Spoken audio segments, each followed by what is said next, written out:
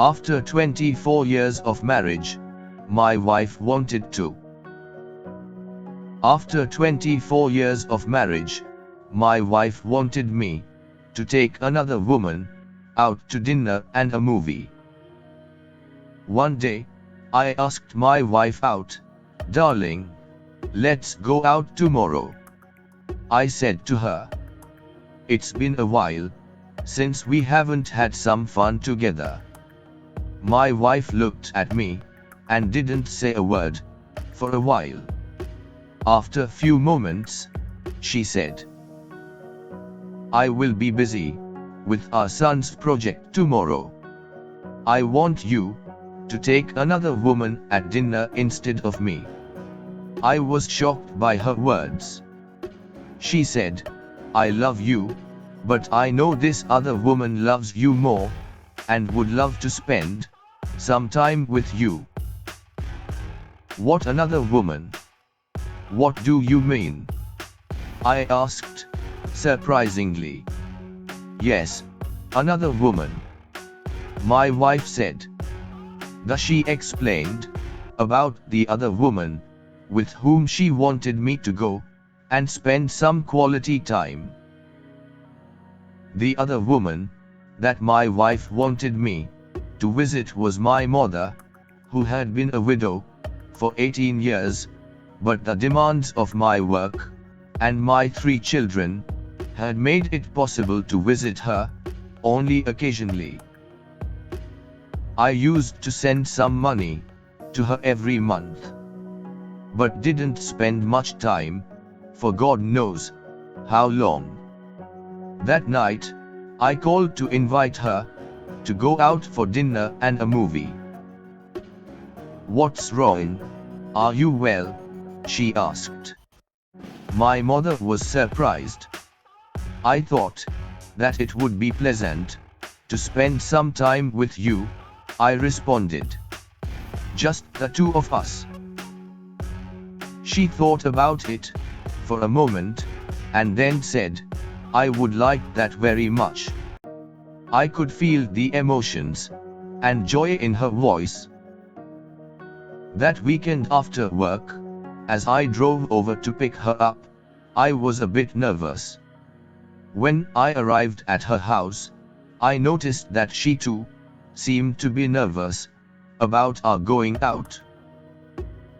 She waited in the door with her coat on. She had curled her hair and was wearing the dress that she had worn to celebrate her last wedding anniversary.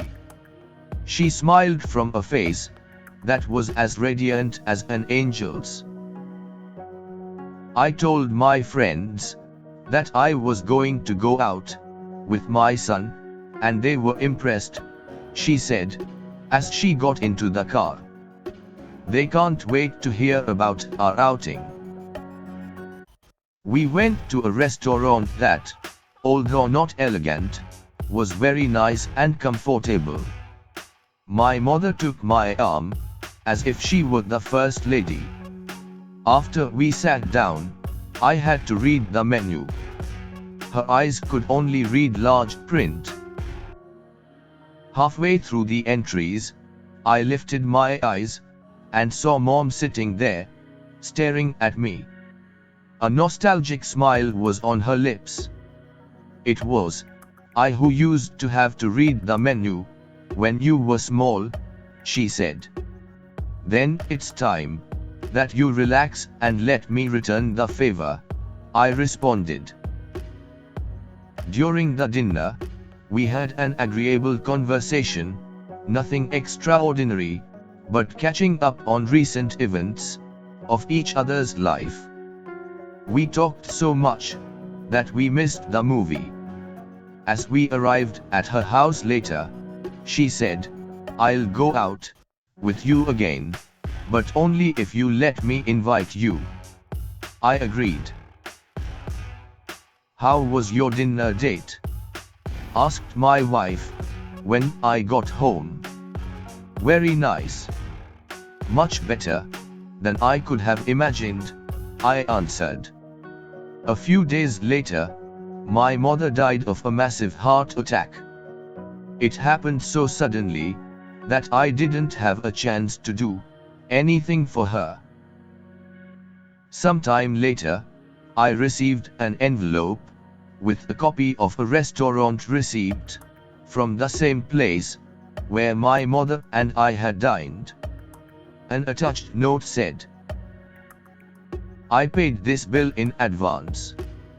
I wasn't sure that I could be there, but nevertheless, I paid for 2 plates, one for you, and the other for your wife. You will never know what that night meant for me. I love you, son."